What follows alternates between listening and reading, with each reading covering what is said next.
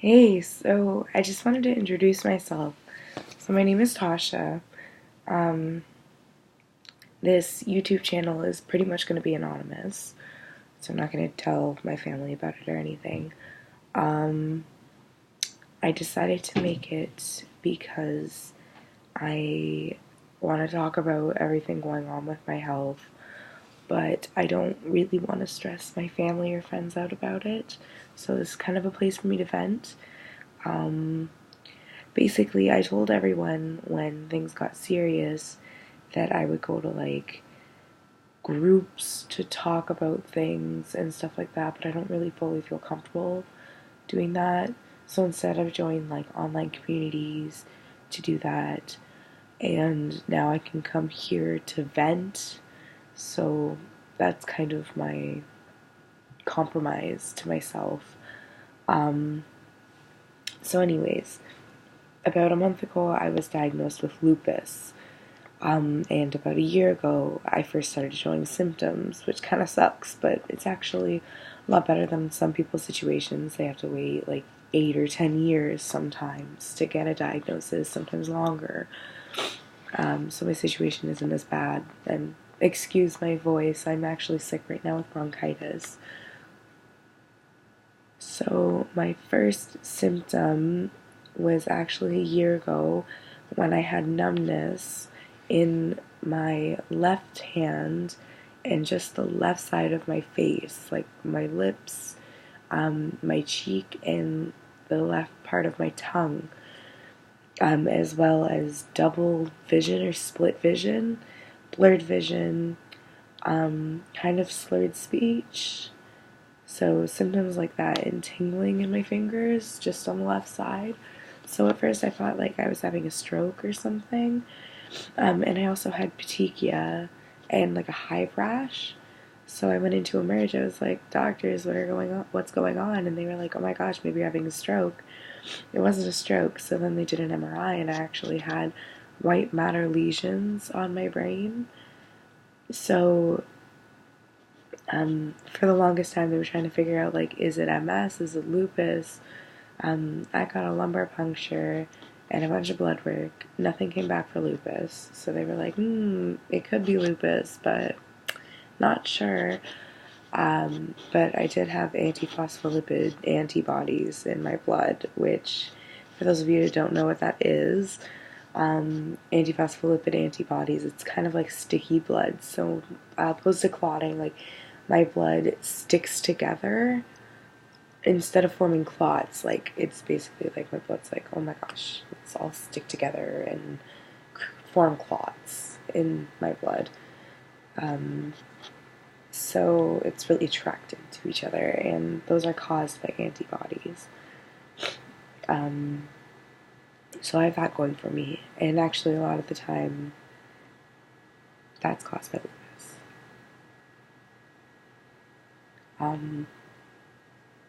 But not always. Some people just have that, so they were still like, we don't know if it's lupus, not sure. Now, because I had never actually had a clot that they knew of, they couldn't call it antiphospholipid syndrome. So I was still on watch for MS and for lupus, seeing tons of doctors. At this point, I was only 17, so I was still going to a children's hospital. But then when I turned 18, I had to switch all of my doctors to adult doctors. So I had new doctors, so I had to re-explain all my history. And then going through all these doctors and stuff. And then this new doctor had a theory that my lesions on my brain could, instead of being caused by MS, could be caused by my APS, my antiphospholipid.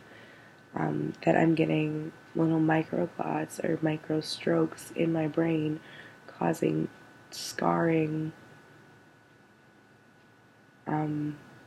in my brain, which is causing like loss of signals, which is like causing all the symptoms that I'm having. So basically, these little microclots in my brain is causing that tissue to like deteriorate and scar my brain, which is causing like the signals in my brain to be disrupted, not go through properly.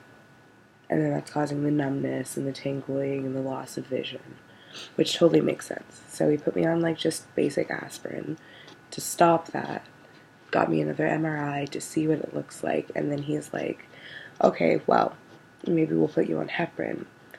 But then I started getting, and this is just recently in the past month, I started getting some sort of flare up. All of my joints like doubled in size. I couldn't walk, I couldn't move. So then I saw my rheumatologist, and I was like, what's going on? This is terrible. It's the worst thing I've ever experienced. So she got me some blood work done. Turns out I didn't have lupus. I had the ANA and the double-stranded DNA, as well as the Smith's factor or something.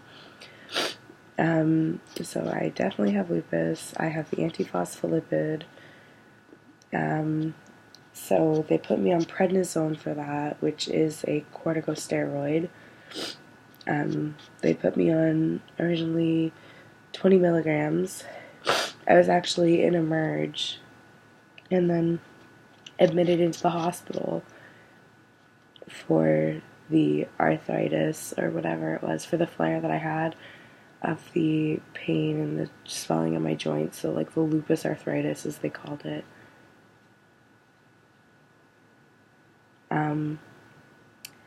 So I was in the hospital for that, and then once it got better, they started weaning me off of the prednisone.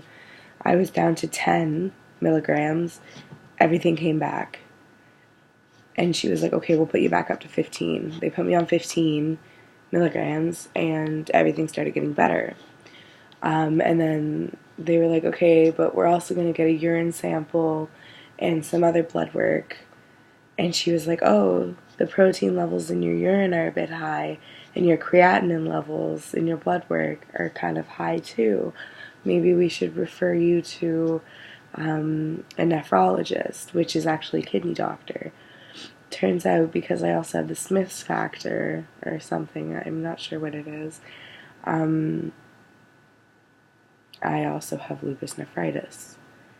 Lupus nephritis is lupus of the kidneys. So now I just found out I have lupus nephritis class 4. So my kidneys are failing as well. So in the past month, I've been diagnosed with lupus. I have lupus arthritis, which is really bad. And I have kidney disease. I have lupus nephritis. So yeah. So now I'm on 25 milligrams of prednisone. They have me on methotrexate for the arthritis to keep it down because it came back as well, flared up again. So I'm on 8 milligrams of that a week. They also have me on Plaquenil for the lupus. And then I have a kidney biopsy next week. So it's kind of scary how your life can go from being just, oh, interesting, you have some neurological symptoms, kind of interesting, you have all these specialists, and you think like you're just this kind of not special, or like it's, you think you're almost like, ooh, this is kind of interesting, I'm unique, I have all these medical problems, like I'm unique, like it sucks, like you're like a medical anomaly. It's like you don't brag about it, but you're like, people ask like, oh my gosh, are you okay? You're like, yeah, no, I'm fine, I just have numbness, like it's whatever. But you're like, but it's kind of interesting. But now it's like, people ask if you're alright, you're like, I'm really not, like I am in pain all the time, and my kidneys are failing now, and I don't want this anymore. It really sucks. But now at least we have good medical care, and at least I live in Canada. I have OHIP, and so it's all covered. I couldn't imagine some of the people that live in other countries, like for the States example, and it not being covered because of stupid. Sorry, my screen went out because of the lack of health care and all that. I couldn't imagine. Like the amount of MRIs I've had. I think I've had over 6 MRIs alone. That would put me in debt for the rest of my... Hey, stop it. Sorry, my cat was scratching. That would put me in debt for the rest of my life. Like, I could not pay medical bills. And the amount of medication I have, at least, like, my parents are insured for now. And then after that, we have programs like disability and stuff. And I officially have a disability that I can be covered on. Not that I want to have a disability, but we have programs, good programs. I couldn't imagine. But it sucks. Sucky! Stop it! Anyways, it's just crazy how your life can go from, like, nothing, just being healthy, to, like, just suddenly it's like, boom. So, yeah.